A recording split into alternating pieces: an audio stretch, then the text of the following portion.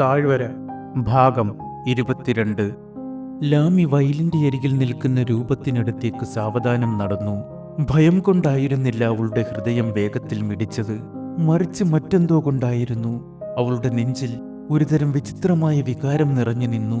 അവൾ അടുത്തേക്ക് ചെല്ലുന്തോറും ആ കൊച്ചു പെൺകുട്ടിയെ അവൾക്ക് വ്യക്തമായി കാണാൻ കഴിഞ്ഞു. കുട്ടി അനങ്ങാതെ നിൽക്കുകയായിരുന്നു. കൈകൾ ചെറുതായി അകത്തി. അവളുടെ ഇരുണ്ട കണ്ണുകൾ വലുതും ആകാംക്ഷയുള്ളതുമായിരുന്നു. അവൾ പുഞ്ചിരിച്ചു. ആ പുഞ്ചിരിയിൽ സംശയമോ മടിയോ ഉണ്ടായിരുന്നില്ല. അത് തുറന്നതായിരുന്നു, മൃദുവായിരുന്നു, നിഷ്കളങ്കമായിരുന്നു. ഈ താഴ്വരയിൽ അപരിചിതയായ ഒരു പെൺകുട്ടി. അവളെ തിരിച്ചറിയാൻ കഴിയുന്നില്ല. എന്നിട്ടും ആ പുഞ്ചിരി അവൾ പ്രതീക്ഷിക്കാത്ത ഒരു സ്വാഗതമായി തോന്നി. കുട്ടി അനങ്ങാതെ തന്നെ നിന്നു. അവളുടെ പാദങ്ങൾ പൊടി നിറഞ്ഞ മണ്ണിൽ ഉറച്ചു നിന്നു. അവളുടെ കയ്യിൽ തൂവൽ കെട്ടിയ ഒരു വടിയുണ്ടായിരുന്നു. പക്ഷെ അവളുടെ കണ്ണുകൾ ലാമിയിൽ മാത്രമായിരുന്നു. അവയിൽ ഭയമുണ്ടായിരുന്നില്ല. ലാമി അല്പം കൂടി അടുത്തേക്ക് ചെന്നപ്പോൾ വീടിന്റെ വാതിൽ തുറന്നൊരു സ്ത്രീ പുറത്തേക്ക് വന്നു. ലാമി നടപ്പാതയിൽ നിന്നു. അവളുടെ ശരീരം മരവിച്ചു. അത് നയ്യയായിരുന്നു. നയ്യയുടെ കണ്ണുകൾ ലാമിയുടെ കണ്ണുകളുമായി ഇടഞ്ഞു. അവളുടെ കൈകൾ വശങ്ങളിലേക്ക് താഴ്ത്തി അവൾ നിശ്ചലയായി നിന്നു. സൂര്യപ്രകാശം അവളുടെ ചെറുതായി അലങ്കോലമായ മുടിയിൽ തട്ടി. ഒരു നിമിഷം അവളുടെ മുഖം വായിക്കാൻ കഴിഞ്ഞില്ല. അവളുടെ കണ്ണുകൾ ചെറുതായി വിടർന്നു, പിന്നെ ഇടുങ്ങി. അനിശ്ചിതത്വം. അവളുടെ ഭാവം മുറുകിയിരുന്നു. എന്താണ് സംഭവിക്കുന്നതെന്ന് മനസ്സിലാക്കാൻ ശ്രമിക്കുന്നത് പോലെ. ലാമിയുടെ ചുവടുകൾ കൂടുതൽ സാവധാനത്തിലായി. അവൾ കടുത്ത ചുവട് മുന്നോട്ട് വെക്കണോ അതോ തിരിച്ചു പോകണമോ എന്ന് ഉറപ്പില്ലായിരുന്നു. അവളുടെ കൈകൾ അസ്വാഭാവികമായി വശങ്ങളിൽ തൂങ്ങിക്കിടന്നു. അവളുടെ കണ്ണുകൾ നയ്യയിൽ നിന്ന് ചുരുങ്ങിയ സമയം കൊണ്ട് മാറി പിന്നിലുള്ള ഒഴിഞ്ഞ ഭൂമിയിലേക്ക് പാഞ്ഞു. ഗ്രാമത്തിൽ നിന്ന് ആരെങ്കിലും കാണുന്നുണ്ടോ എന്ന് അവൾ നിരീക്ഷിച്ചു. താഴ്വര നിശ്ചലമായിരുന്നു. ആരുമുണ്ടായിരുന്നില്ല. ആരും കണ്ടില്ല. എന്നിട്ടും അവളുടെ ഉള്ളിൽ ഒരു മടി, ഒരു പേടി നിറഞ്ഞു നിന്നു. നയ്യ അനങ്ങാതെ നിന്നു. ഒരു കൈ തടിവാതിലിൽ പിടിച്ചിരുന്നു. അവളുടെ ചുണ്ടുകൾ ചെറുതായി വിടർന്നു. പക്ഷെ വാക്കുകളൊന്നും പുറത്തു വന്നില്ല. താഴ്വരയിൽ നിന്നൊരാൾ തന്റെ വീട് ലക്ഷ്യമാക്കി വരുന്നു. ലാമി 1-2 ചുവടുകൾ കൂടി മുന്നോട്ട് വച്ചു. നയ്യയുടെ കണ്ണുകൾ തേജിയിലേക്ക് നീങ്ങി. അവളുടെ ഉള്ളിൽ ഒരു പേടി തോന്നി. തേജി, അവൾ പതിയെ വിളിച്ചു. തേജി അമ്മയുടെ നേർക്ക് തിരിഞ്ഞു. പുരുകം ചെറുതായി ഉയർത്തി. നയ്യ ചെറുതായി തലയാട്ടി. അമ്മയുടെ ഒരു സൂക്ഷ്മമായ ആംഗ്യം. അത് മനസ്സിലാക്കി തേജി അമ്മയുടെ അടുത്തേക്ക് ഓടിച്ചെന്നു. നയ്യ ഒരു കൈ മകളെ ചുറ്റി അവളെ അടുത്തേക്ക് ചേർത്തു പിടിച്ചു. അവളുടെ പിരിമുറുക്കം പൂർണ്ണമായും മാറിയില്ലെങ്കിലും അത് ചെറുതായി കുറഞ്ഞിരുന്നു. കുട്ടിയോടി അമ്മയുടെ അരികിലേക്ക് ചെന്ന് ചേർന്ന് നിൽക്കുന്നത് ലാമി നോക്കി നിന്നു. എന്നാൽ അതിലുപരി അവൾ മറ്റെന്തോ ശ്രദ്ധിച്ചു. വരൾച്ച ഉണ്ടായിരുന്നിട്ടും ചുറ്റുമുള്ള കഠിനമായ അവസ്ഥകൾ ഉണ്ടായിരുന്നിട്ടും അമ്മയും മകളും പുതുമയുള്ളവരായി കാണപ്പെട്ടു. ആരോഗ്യവതികളായിരുന്നു. അവരുടെ ചർമ്മത്തിന് നിറമുണ്ടായിരുന്നു. അവരുടെ കണ്ണുകൾ കുഴിഞ്ഞിരുന്നില്ല. അവർക്ക് ജീവനുണ്ടെന്ന് തോന്നി. ലാമിയുടെ നോട്ടം നയ്യയുടെ കണ്ണുകളുമായി ഇടഞ്ഞു. അവളുടെ ചുണ്ടുകൾ ചെറുതായി അത്ഭുതത്തോടെയുള്ള ഒരു പുഞ്ചിരി വിടർത്തി. അവിശ്വാസത്തിൽ നിന്നുടലെടുത്ത ഒരു പുഞ്ചിരി. ഇത് കണ്ട നയ്യ ഒരു നേർത്ത ശ്വാസം പുറത്തുവിട്ടു. അവളുടെ ചുണ്ടുകളുടെ കോണുകളിൽ ഒരു നേർത്ത പുഞ്ചിരി പ്രത്യക്ഷപ്പെട്ടു.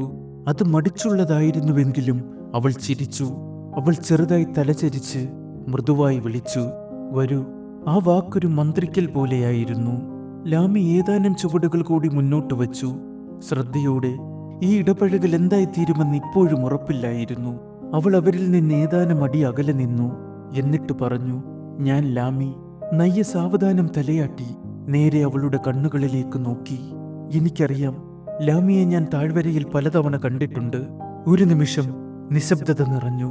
അവർക്കിടയിലെ വായുവിൽ ഒരു പഴയ പിരിമുറുക്കം തങ്ങി നിന്നു. വ്യക്തിപരമല്ലാത്ത, പാരമ്പര്യമായി ലഭിച്ച ഒന്ന്. എന്നാൽ ആ നിശബ്ദതയിൽ മറ്റെന്തോ കൂടി ഉണ്ടായിരുന്നു. ഒരു ക്ഷണം, ഒരു സാധ്യത. നയ്യ വീണ്ടും സംസാരിച്ചു. ഇവിടെ വരാൻ ലാമിക്ക് പേടിയായില്ലേ? ആരെങ്കിലും കണ്ടിരുന്നെങ്കിൽ. ഇവിടെ ഇപ്പോൾ ഞാനും എൻ്റെ സ്വപ്നങ്ങളും കുറച്ച് ഉണങ്ങിയ പുല്ലുകളും മാത്രമേയുള്ളൂ, ലാമി പറഞ്ഞു. അവളുടെ ശബ്ദം ശാന്തമായിരുന്നെങ്കിലും ദൃഢമായിരുന്നു. നയ്യ ഒരു നിമിഷം അവളെ നോക്കി. എന്നിട്ട് നേർത്തതായി തലയാട്ടി. വിയൂരനും മറ്റു മൂപ്പന്മാരും അവർ ഇപ്പോഴും താഴ്വരയിലുണ്ട്. ലാമി അതിന് മറുപടി പറഞ്ഞില്ല. അവളുടെ മുഖം മാറിയില്ല. അവരെക്കുറിച്ച് സംസാരിക്കാൻ അവൾ ഇവിടെ വന്നതല്ലെന്ന തോന്നൽ അവളുടെ ഉള്ളിൽ നിറഞ്ഞു. പിന്നെ അവൾ പതിയെ ചോദിച്ചു, നിങ്ങൾ കേതിരിയിലേക്ക് തിരിച്ചുപോയില്ലേ? നയ്യയുടെ ചുണ്ടുകളിൽ ഒരു നേർത്ത പുഞ്ചിരി വിടർന്നു. ഇതെന്റെ സ്വർഗമാണ്, അവൾ പറഞ്ഞു. ലാമിയെ അത്ഭുതപ്പെടുത്തിയ ഒരു വികാരം അവളുടെ ശബ്ദത്തിലുണ്ടായിരുന്നു. എനിക്ക് വേണ്ടതെല്ലാം ഇപ്പോഴും ഇവിടെയുണ്ട്. ഈ താഴ്വരയിൽ ഇപ്പോഴും ജീവനുണ്ട്. ലാമി ചെറുതായി നെറ്റി ചുളിച്ചു. അതിന്റെ അർത്ഥം എന്താണെന്ന് അവൾക്ക് മനസ്സിലായില്ല. അവളുടെ കണ്ണുകൾ നയ്യയുടെ മുഖത്ത് പരതി. പക്ഷെ നയ്യ മറുപടിയായി പുഞ്ചിരിക്കുക മാത്രം ചെയ്തു. ഇവിടെ നിന്നൊരാൾ എന്നോട് സംസാരിക്കാൻ വരുന്നത് ഇതാദ്യമായിട്ടാണ്, നയ്യ പതിയെ പറഞ്ഞു. ഞാൻ ഒരുപാട് തവണ ഈ വഴി വരാൻ ശ്രമിച്ചിട്ടുണ്ട്. പക്ഷെ അപ്പോഴൊക്കെ അമ്മ എന്നെ തടഞ്ഞു. അവർ ഒരുമിച്ച് വീടിന്റെ നേർക്ക് നടന്നു. നയ്യ വാതിൽ തുറന്നു. ഒരു സ്വാഗത സൂചകമായിരുന്നു അത്. വരാന്തയിൽ അവർ ഇരുന്നു. തേജ് കുറച്ചുനേരം അമ്മയുടെ അടുത്ത് നിന്ന് ലാമിയെ നോക്കി. അവളുടെ പുഞ്ചിരി മാഞ്ഞില്ല. അവൾ ചെറുതായി തലചരിച്ച് പുതിയ അതിഥിയെ പഠിക്കുന്നത് പോലെയായിരുന്നു. ലാമി അവളെ നോക്കി, എന്നിട്ട് പുഞ്ചിരിച്ചു. അതിശാന്തവും ഉറപ്പില്ലാത്തതുമായ ഒരു പുഞ്ചിരിയായിരുന്നു, പക്ഷെ യഥാർത്ഥമായിരുന്നു. ലാമി ചെറുതായി മുന്നോട്ട് ചാഞ്ഞു. ഞാൻ വന്നപ്പോൾ തേജി എന്തായിരുന്നു കളിച്ചുകൊണ്ടിരുന്നത്? തേജിയുടെ കണ്ണുകൾ വിടർന്നു. ഞാൻ വയലിന് സംരക്ഷണം നൽകാൻ ഒരു വേലി ഉണ്ടാക്കുകയായിരുന്നു. ഞാൻ എല്ലുകളും കല്ലുകളും ഉപയോഗിച്ചു. പിന്നെ ഞാനൊരു പക്ഷിയെ കണ്ടു. അതിന് ചുവന്ന ചിറകുകളുണ്ടായിരുന്നു. അത് സംസാരിച്ചു. ലാമി പതിയെ ചിരിച്ചു. സംസാരിക്കുന്ന പക്ഷിയോ? അതെ, തേജി തലയാട്ടി. അതെനിക്ക് രഹസ്യങ്ങൾ പറഞ്ഞു തന്നു. പക്ഷെ എനിക്കത് ആരോടും പറയാൻ കഴിയില്ല. അതൊരു രഹസ്യമാണ്. ലാമി ചിരിച്ചു. എന്നോട് പോലും പറയില്ലേ? തേജി അവളെ ഗൗരവത്തോട് നോക്കി. ഒരുപക്ഷെ പിന്നീട്. നയ്യ പതിയെ ചിരിച്ചു. അവളുടെ ശബ്ദം താഴ്ന്നതായിരുന്നു. അവൾ പൊടിയിലും തൂവലുകളിലും മാന്ത്രികത കണ്ടെത്തുന്നു. ഞാനും അങ്ങനെയായിരുന്നു, ലാമി പറഞ്ഞു. അവളുടെ കണ്ണുകൾ മൃദുലമായി. പണ്ട് തേജി അടുത്തു വന്നു. ഇപ്പോൾ ലാമിയുടെ ഒരടി അകലം മാത്രം. നിങ്ങൾക്ക് കഥകളുണ്ടോ? ലാമി തലയാട്ടി. കുറേയധികം. നമ്മുടെ താഴ്വരയിൽ മഴയുണ്ടായിരുന്ന കാലത്തെക്കുറിച്ച്. തേജിക്ക് അത്ഭുതമായി. ഞാൻ ഒരിക്കലും മഴ കണ്ടിട്ടില്ല. സൂര്യനെയും ആകാശത്തെയും മേഘങ്ങളെയും മാത്രമേ കണ്ടിട്ടുള്ളൂ. നയ്യ മൃദുലമായി സംസാരിച്ചു. ഒരിക്കലിവിടെ മഴയുണ്ടായിരുന്നു, മേഘങ്ങളുണ്ടായിരുന്നു. ലാമി നയ്യയുടെ കണ്ണുകളിലേക്ക് നോക്കി. ആദ്യമായി അവൾ ഒരു അപരിചിതയെ കണ്ടില്ല. ദുഃഖം പേറിയ, നിശബ്ദത തിരഞ്ഞെടുത്ത, എന്നാൽ അതിജീവിച്ച ഒരാളെയാണ് അവൾ കണ്ടത്. സാവധാനം അവർക്കിടയിലുള്ള ഭാരം മാറി. പൂർണ്ണമായി മാറിയില്ല, പക്ഷെ ലഘുവായി. തേജ് തല ലാമിയുടെ കയ്യിൽ ചാരി. ലാമി അത്ഭുതത്തോടെ താഴേക്ക് നോക്കി. അവളുടെ കൈ ഏതാണ്ട് സഹജമായി തേജിയുടെ മുടിയിൽ സ്പർശിച്ചു. അത് മൃദുലവും ഊഷ്മളവുമായിരുന്നു. അവൾക്ക് ലാമിയെ ഇഷ്ടപ്പെട്ടു, നയ്യ പറഞ്ഞു. ലാമി തലയുയർത്തി. എനിക്കും അവളെ ഇഷ്ടപ്പെട്ടു. അവർ ആ ശാന്തമായ ചൂടിൽ അവിടെയിരുന്നു. ഇവിടെ താഴ്വരയിലെ ഇതുവരെ കണ്ടെത്താത്ത ഈ ചെറിയ സ്ഥലത്തിരിക്കുമ്പോൾ ലാമിക്കെല്ലാം പുതിയതായി തോന്നി. അവിടെയുള്ള അന്തരീക്ഷത്തിന് മറ്റെങ്ങുമില്ലാത്ത ഒരു ഊർജം. ഒരുപാട് കാലത്തിന് ശേഷം ആദ്യമായി ലാമി ആശ്വാസത്തോടടുത്ത ഒരു വികാരം അനുഭവിച്ചു. ഒരു തുടക്കത്തോടടുത്ത് ഒന്ന്. ഒരു നീണ്ട വരൾച്ചയ്ക്ക് ശേഷം തിരികെ വരുന്ന ഒരു ചെറിയ അരുവി പോലെ. അവർ വരാന്തയിൽ തന്നെ ഇരുന്നു. അവർക്കിടയിലെ അപരിചിതത്വം ഇപ്പോൾ കുറഞ്ഞു വന്നു. തേജി അകത്തേക്ക് പോയിരുന്നു. സ്വയം മൂളിക്കൊണ്ട് ഒരു കൈ നിറയെ പൂവിതളുകളുമായി കളിക്കുകയായിരുന്നു. കാറ്റിപ്പോഴും നേർത്തതും ഊഷ്മളവുമായിരുന്നു. താഴ്വരയുടെ ശാന്തമായ ശ്വാസം പോലെ അവരെ തഴുകി കടന്നുപോയി. കുറച്ചു കഴിഞ്ഞ് നയ്യ ലാമിയുടെ നേർക്ക് തിരിഞ്ഞ് സംസാരിച്ചു. അവളുടെ ശബ്ദം താഴ്ന്നതായിരുന്നുവെങ്കിലും ഉറച്ചു നിൽക്കുന്ന എന്തോ ഒന്ന് അതിൽ നിറഞ്ഞിരുന്നു. ഈ താഴ്വരയിൽ വളരെയധികം അത്ഭുതങ്ങളുണ്ട്. അതാർക്കും മനസ്സിലാക്കാൻ കഴിഞ്ഞില്ല. ആർക്കും അത് കണ്ടെത്താൻ കഴിഞ്ഞില്ല. പക്ഷെ താരിനത് മനസ്സിലാക്കി. അവൻ അതെല്ലാം കണ്ടെത്തി. ലാമി ശ്രദ്ധയോടെ കേട്ടു. അവളുടെ ശരീരം ചെറുതായി മുന്നോട്ട് ചാഞ്ഞിരുന്നു. വരൾച്ച തുടങ്ങിയപ്പോൾ ഞാൻ മൂപ്പന്മാരുമായി സംസാരിക്കാൻ പോയിരുന്നു, നയ്യ തുടർന്നു. അവളുടെ വാക്കുകൾ സാവധാനം പുറത്തു വന്നു. ഓരോ വാക്കും വർഷങ്ങളുടെ ഭാരം പേറുന്നതുപോലെ. എനിക്ക് പറയാനുള്ളത് കേൾക്കാൻ ആരും തയ്യാറായില്ല. ഞാൻ കൃവിന്ദനോട് സംസാരിക്കാൻ ശ്രമിച്ചു. അവൻ എന്നെ ഒന്നുമല്ലാത്തവളായി തള്ളിമാറ്റി. ഞാൻ വിയോരന്റെ അടുത്തേക്ക് പോയി. അവൻ എന്നെ സംസാരിക്കാൻ പോലും അനുവദിച്ചില്ല. അവൻ തിരിഞ്ഞ് വേഗത്തിൽ നടന്നുപോയി. എന്റെ സാന്നിധ്യം വായുവിനെ ചീഞ്ഞഴിയിച്ചു കളയുന്നതുപോലെ. ലാമിയുടെ പുരികം കൂട്ടിമുട്ടി. അവളുടെ ചുണ്ടുകൾ ചെറുതായി വിടർന്നു. എങ്ങനെ പ്രതികരിക്കണമെന്ന് അവൾക്കുറപ്പില്ലായിരുന്നു. ഞാൻ അമ്പലത്തിനു മുന്നിൽ ഒരുപാട് നേരം കാത്തുനിന്നു, നയ്യ തുടർന്നു. അവളുടെ കണ്ണുകൾ ദൂരെയായിരുന്നു. ഒടുവിൽ വിയോരൻ പുറത്തു വന്ന്, ഞാൻ അവിടെയുണ്ടെങ്കിൽ ആചാരങ്ങൾ ഫലിക്കില്ലെന്ന് പറഞ്ഞു. തനാവിർ എന്റെ മേൽ ചെളികോരി ഒഴിച്ചു, ഒരു വാക്കുപോലും പറയാതെ. വേലാതർ എന്നെ ദൂരെ നിന്ന് കണ്ടപ്പോൾ വഴിമാറി നടന്നുപോയി. ആരും കേൾക്കാൻ തയ്യാറായില്ല. അവർ അവരുടെ അഹങ്കാരത്തിൽ നിറഞ്ഞു നിന്നു. അവരുടെ ദുരാചാരങ്ങളിൽ മുറുകെ പിടിക്കുകയാണ്. അവരുടെ ആത്മാവ് തകരുമ്പോഴും അവരുടെ സ്വപ്നങ്ങൾ തകർന്നു വീഴുമ്പോഴും നയ്യയുടെ ശബ്ദത്തിൽ ദുഃഖം തങ്ങി നിന്നു. ലാമിക്ക് എന്ത് പറയണമെന്നറിയില്ലായിരുന്നു. അവൾ നയ്യയെ നോക്കി. അവളുടെ മുഖം ഇപ്പോഴും ശാന്തമാണ്. ഒരു വാക്കുപോലും പറയാതെ നയ്യ എഴുന്നേറ്റ് ലാമിയോട് അവളെ പിന്തുടരാൻ ആംഗ്യം കാണിച്ചു. അവർ വീടിന് പിന്നിലേക്ക് നടന്നു. അവിടെ കാഴ്ചയിൽ നിന്ന് മറഞ്ഞിരിക്കുന്ന പച്ചപ്പിന്റെ ഒരു നിര. ലാമി നിന്നു. അവൾ കണ്ണുകൾ ചിമ്മി. അവൾ വീണ്ടും നോക്കി. അത് യാഥാർത്ഥ്യമായിരുന്നു. അവൾക്ക് മുന്നിൽ ഒരു അവിശ്വസനീയമായ കാഴ്ച. ഈ വരണ്ട താഴ്വരയിൽ തഴച്ചു വളരുന്ന ഒരു നിശബ്ദ അത്ഭുതം. ചെടികൾ, ചിലത് ഉയരം കൂടിയവ, ചിലത് ചെറുത്. അവ കരുത്തോടെ നിന്നു. അവയുടെ ഇലകൾ ജീവൻ തുടിക്കുന്നതായിരുന്നു.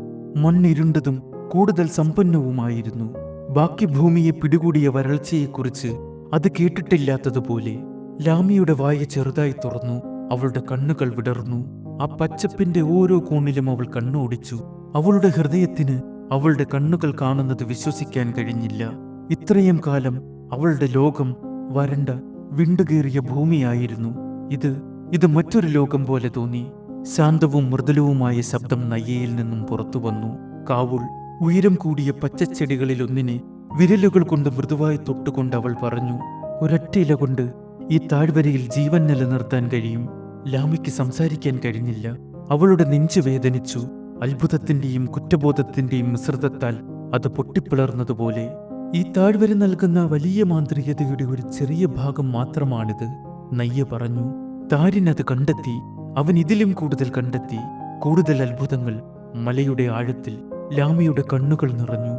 കണ്ണുനീർ നിശബ്ദമായി അവളുടെ കവിളിലൂടെ ഒഴുകി.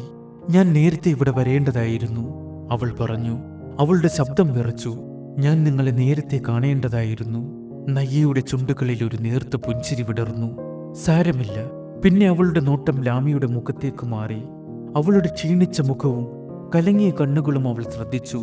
കൂടുതൽ മൃദുവായി അവൾ ചോദിച്ചു, ലാമി എന്തെങ്കിലും കഴിച്ചോ? ലാമി കണ്ണുകൾ ചിമ്മി. സാവധാനമില്ല എന്ന് തലയാട്ടി. നയ്യ മുന്നോട്ട് നീങ്ങി കാവുൾ ചെടിയിൽ നിന്ന് ഒരു ഇല പറിച്ചെടുത്തു. അതവൾ ലാമിയുടെ നേരെ നീട്ടി. ഇത് കഴിക്കൂ. ലാമി അവളുടെ കയ്യിലുള്ള ഇലയെ നോക്കി. ഇതോ? മടിക്കരുത്, നയ്യ പറഞ്ഞു. കഴിച്ചോളൂ. ലാമി സാവധാനം ഇല വായിലേക്ക് കൊണ്ടുവന്നു. അവൾ കടിച്ചു. അത് ചവർപ്പുള്ളതായിരുന്നു. അവൾ മടിച്ചു. മുഴുവനും കഴിക്കൂ. അവൾ അങ്ങനെ ചെയ്തു.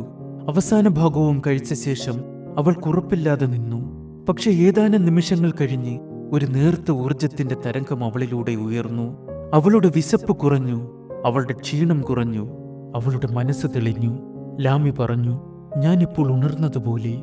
ഒരു ദിവസത്തേക്ക് മുഴുവൻ ഇത് മതി, നയ്യ പറഞ്ഞു. ലാമി അവിശ്വാസത്തോടെ തലയാട്ടി. ഈ താഴ്വരയെക്കുറിച്ച് എല്ലാം എനിക്കറിയാമെന്ന് ഞാൻ എപ്പോഴും വിചാരിച്ചു. ഓരോ കോണും എനിക്കറിയാമെന്ന് ഞാൻ വിചാരിച്ചു. ഓരോ ചെടിയും, ഓരോ പാതയും. പക്ഷെ ഇപ്പോൾ അവൾ നയ്യയെ നോക്കി. ഇവിടെ മറ്റെന്തെല്ലാമാണ് ഒളിഞ്ഞിരിക്കുന്നത്? നയ്യ പുഞ്ചിരിച്ചു. കണ്ണുകൾ തിളങ്ങി. എല്ലാം ഞാൻ പതിയെ കാണിച്ചു തരാം. അവർ വീടിന്റെ മുൻഭാഗത്തേക്ക് തിരികെ വന്നു. വരാന്തയിൽ വീണ്ടും ഇരുന്നു. പകലിന്റെ ചൂട് സാവധാനം കുറയുന്നുണ്ടായിരുന്നു. നയ്യ മൃദുലമായി ചോദിച്ചു, ലാമി എന്തുകൊണ്ടാണ് താഴ്വര വിട്ടു പോകാതിരുന്നത്? ലാമി മറുപടി പറയാൻ ഒരു നിമിഷമെടുത്തു. എനിക്കറിയില്ല. എന്തോ ഒന്നെന്നെ ഇവിടെ പിടിച്ചു നിർത്തി. ചില വിശ്വാസം, ചില ആകർഷണം. എനിക്കിപ്പോഴും അത് മനസ്സിലാകുന്നില്ല. അവൾ നിർത്തി. എന്നിട്ട് കൂട്ടിച്ചേർത്തു, ഒരുപക്ഷെ നിങ്ങളെ കാണാൻ വേണ്ടിയായിരിക്കും ഞാനിവിടെ നിന്നത്. അവർക്കിടയിൽ ഊഷ്മളമായ ഒരു നിശബ്ദത തളം കെട്ടി. പിന്നെ ലാമി അത് ഭേദിച്ചു. താരിനെക്കുറിച്ച് ഞാൻ അറിഞ്ഞത് കുറച്ചു ദിവസം കഴിഞ്ഞാണ്. മാനി അമ്മയോട് പറയുന്നതാണ് കേട്ടത്. നയ്യ ഉടൻ മറുപടി പറഞ്ഞില്ല. അവളുടെ മുഖം മാറി. അവളുടെ നോട്ടം ദൂരേക്ക് സഞ്ചരിക്കുമ്പോൾ മൃദുലമായി. ആരും അറിഞ്ഞില്ല. ആരും വന്നില്ല. ലാമിയുടെ ശബ്ദം താഴ്ന്നു. അവൻ എന്ത് സംഭവിച്ചു? നയ്യയുടെ കണ്ണുകൾ ചക്രവാളത്തിലെ മങ്ങുന്ന സൂര്യാസ്തമയത്തിൽ ഉറച്ചു. അവളുടെ മനസ്സ് പിന്നിലേക്ക് പോയിരുന്നു. അവളുടെ ആത്മാവിൽ ഇപ്പോഴും കൊത്തിവച്ചിട്ടുള്ള ഒരു കാഴ്ചയിലേക്ക്. പർവ്വതത്തിന്റെ വളവിൽ നിന്നു വരുന്ന താരിനെ അവൾ കണ്ടു. പുഞ്ചിരിച്ചുകൊണ്ട്, രണ്ടു വലിയ തുണിസഞ്ചികൾ നിറയെ ഔഷധ സസ്യങ്ങൾ നിറച്ചുകൊണ്ട്, ക്ഷീണിച്ച കാലുകളോടെ, തിളക്കമുള്ള കണ്ണുകളോടെ അവൻ വീട്ടിലേക്ക് നടന്നു വരുന്നു.